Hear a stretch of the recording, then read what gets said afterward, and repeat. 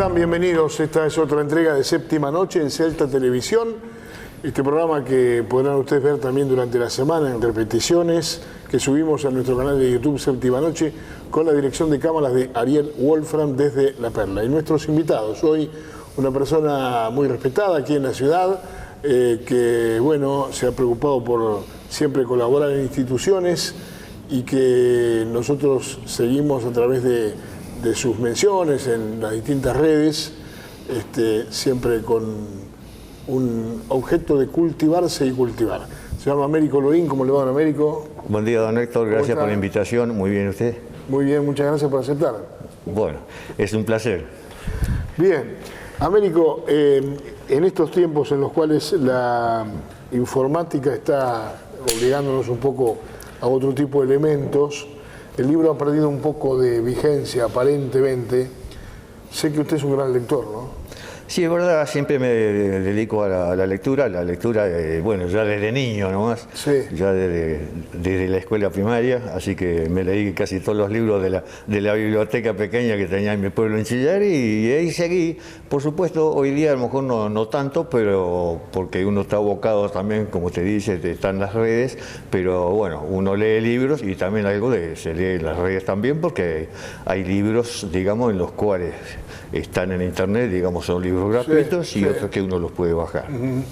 Es más cómodo el libro probablemente, ¿no? No, por supuesto, porque a mí me gusta, por supuesto, tomarlo y aparte uno lo toma, lee, lo puede dejar y siempre es mucho mejor leer un libro, por lo menos para los que no estábamos acostumbrados a leer los mismos, leerlo en forma directa y no a través de la informática, ¿no? Correcto. Además es interesante para, por lo menos en mi caso, hacer algunas acotaciones al margen con lápiz, ¿no? De algunos párrafos que suelen ser más interesantes que otros. Sí, eso es verdad, yo también lo hago porque siempre uno a veces rescata algo ahí, distintas cosas que son de interés y la va subrayando y la va guardando para ser utilizadas en algún momento.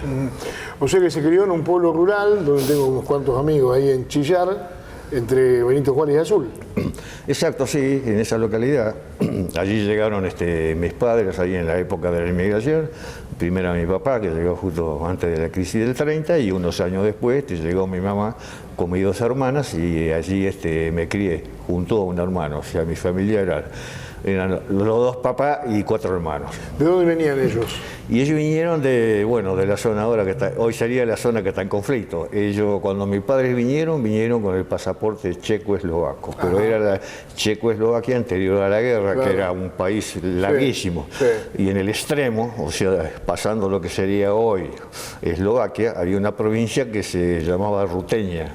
Y ruteno quiere decir pequeño ruso. Bueno, esa provincia, cuando ellos nacieron, perteneció al Reino de Hungría, pasó a formar parte de Checoslovaquia y después de la Segunda Guerra Mundial se integró a Ucrania y hoy es el distrito más occidental de Ucrania. ¿De Ucrania? ¿Pertenece a Ucrania? Hoy sí, después del año 48 en adelante pasó a formar parte de Ucrania. Viene bien entonces conocer su opinión sobre eso que está pasando entre rusos y ucranianos, entre los intereses que hay económicos y todo eso, ¿no? Sí, eso es lamentable. Y lamentable por partida doble. En una porque, bueno, yo estuve en una planta de gas que está aquí en desarrollo y aquí vinieron y compartimos muchos meses con ingenieros ucranianos y rusos que trabajaron en común porque el equipamiento era parte ruso y parte ucraniano. La estación de servicio de GNC, que está en San Lorenzo, Ruta 3, el equipamiento es ucraniano.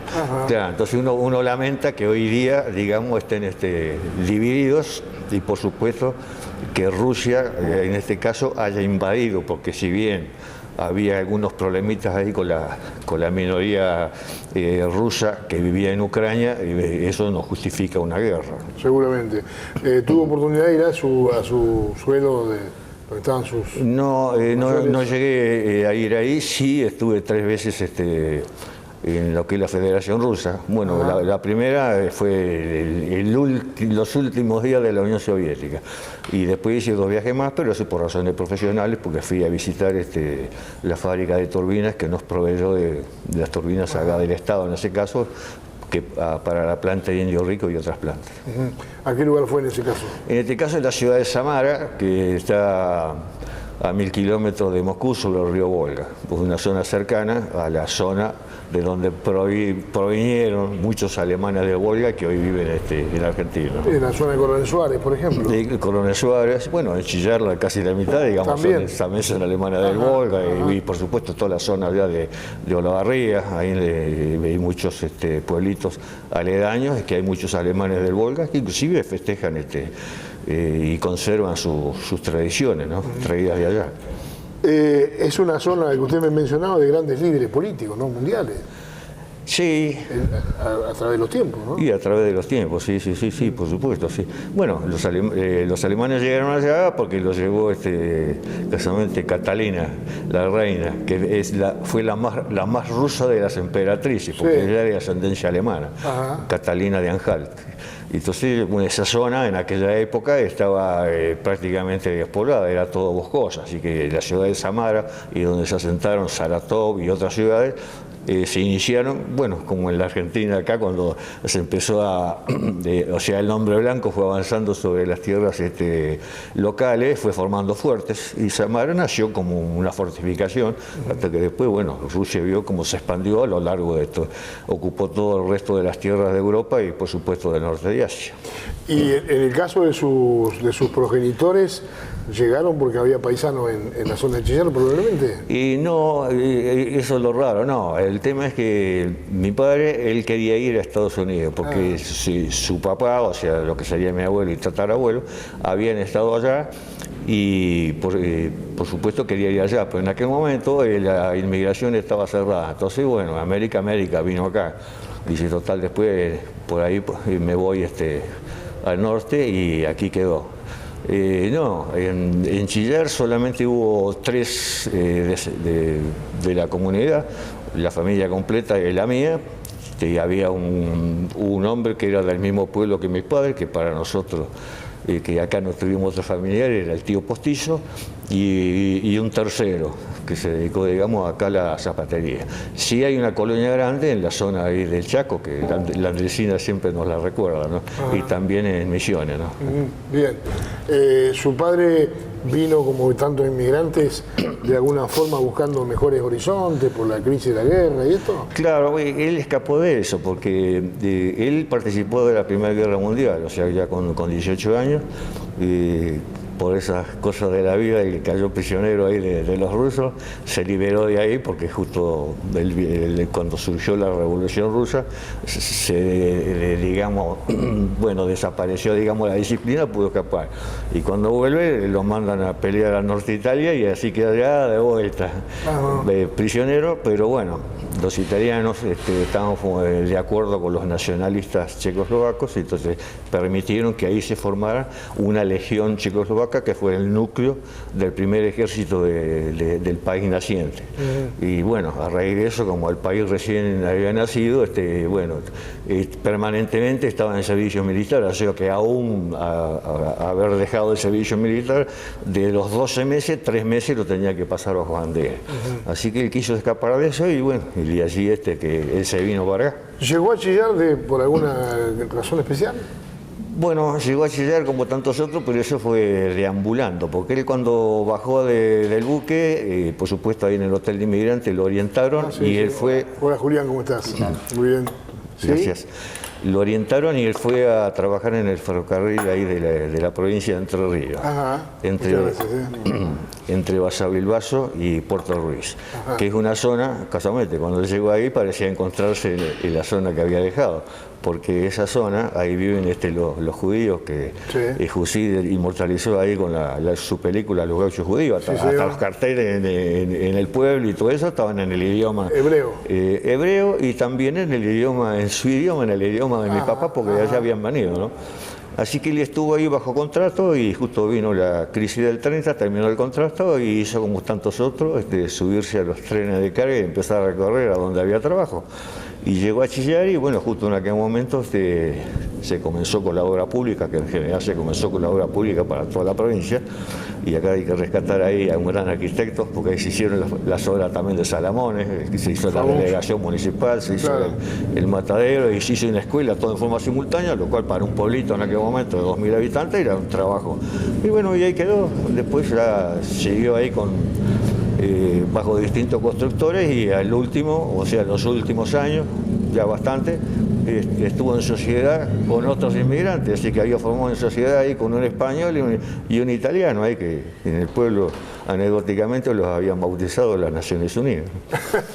Bueno, hermosa plaza tiene Chillar. Hermosa plaza, sí, hermosa plaza, y dentro de las localidades también es un poco original porque está puesta en diagonal, que a veces pocas plazas fuera de la plaza. No es fácil manejarse por adentro de Chillar. Claro, sí. Sí, no, es lo único que desentona en la plaza, digamos, porque está en diagonal. Después lo demás, no, es fácil ubicarse. Y hoy, bueno.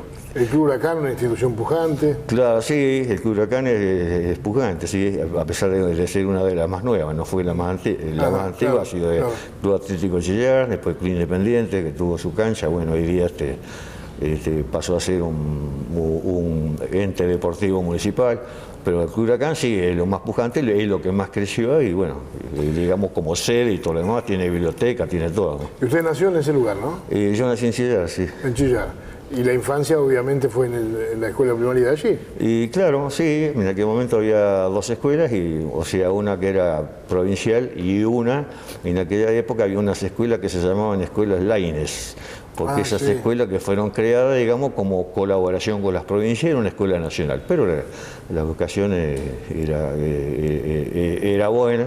Lo que no era bueno, digamos, comparativamente eran los edificios. La provincial, una escuela moderna, nueva, y nosotros en un caserón ahí viejo, ahí que no teníamos calefacción, no teníamos nada, pero la verdad es que íbamos a gusto.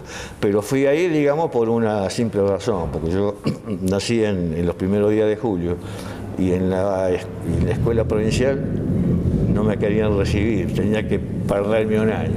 Y en esta otra escuela mi papá, no sé, como conocía a la directora, dice, no, acéptemelo acá porque ya sabe leer y algo más, dice, y entonces adelantó un año, y eso fue lo que ocurrió. O sea, comencé la escuela con 5 años sí, prácticamente 5 años y moneda, ¿no?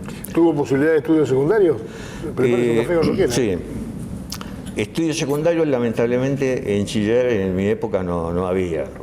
O sea, se hizo un intento de estudio secundario, digamos, en el cual lamentablemente se hizo un solo año, esto por iniciativa del cura párroco, y bueno, había juntado un grupo de profesores y se dictó.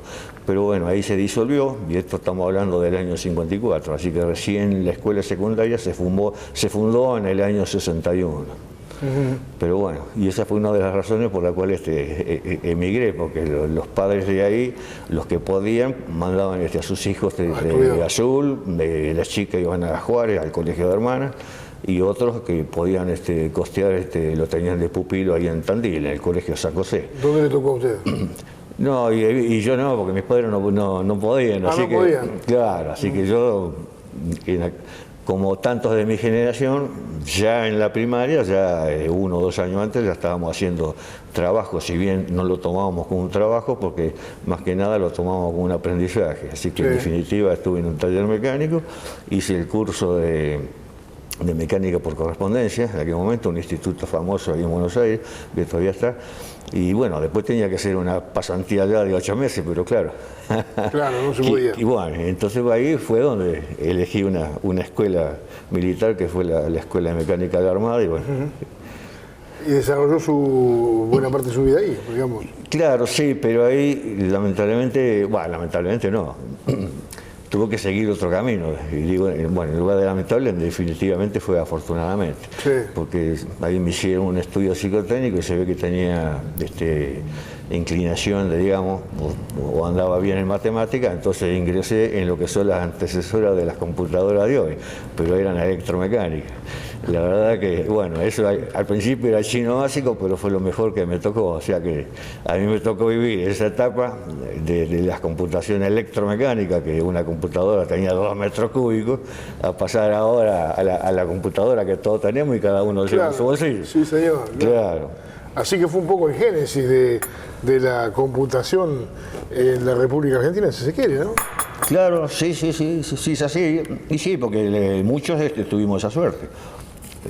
Bueno, por supuesto, en menor escala, pero ¿quién no ha conocido una máquina nacional en algún negocio antiguo? Claro. Bueno, y esa es una de las primeras. No se podía llamar computadora, pero era una calculadora, porque ya en definitiva iba sumando todo, al final del día le daba el total, y eso fue un gran avance. Pero no, las computadoras estas que yo mencioné ya son más complejas, pero bueno, eran para otro uso, ¿no? Esto fue durante varios años. Y ahí hice 2 años, y después cuando me voy a otra ciudad, me fui a vivir a Punta Alta, bueno, ahí rendí las equivalencias, porque eso era equivalente a una escuela secundaria, y completé el ciclo técnico completo. Así que el título que tengo es único, aparte que el que me da la Universidad de la Calle, como a todo, es el de técnico electromecánico. Ajá, bien.